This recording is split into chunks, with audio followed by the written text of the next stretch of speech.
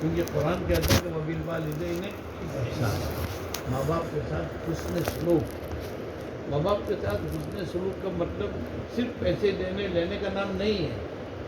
اصل ماں باپ کی خوشنودی، ماں باپ کو خوش رکھنا اخلاق سے، کردار سے، کام سے۔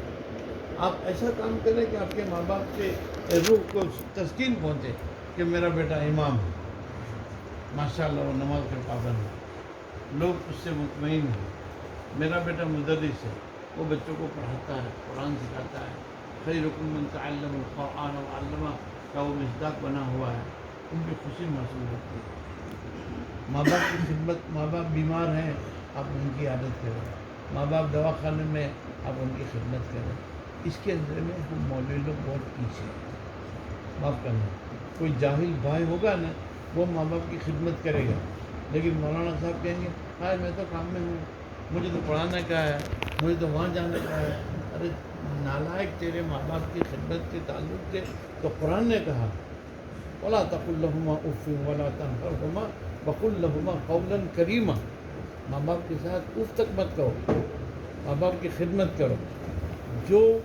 جو بچے، جو اولاد ماں باپ کی جتنی خدمت کریں گے، اللہ اس پر دنیا اور آخرت دونوں کھولے گا۔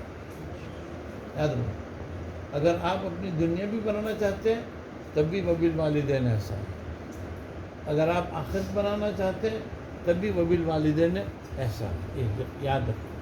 اب آپ تم عالم بن گئے، تم کوئی امام بنا، کوئی صدر مدرس بنا، کوئی ٹیچر بنا، کوئی بنا، جس کے مقدر میں جو تھا وہ بنا، لیکن ماں باپ کے سامنے ہم اس کی اولاد ہیں۔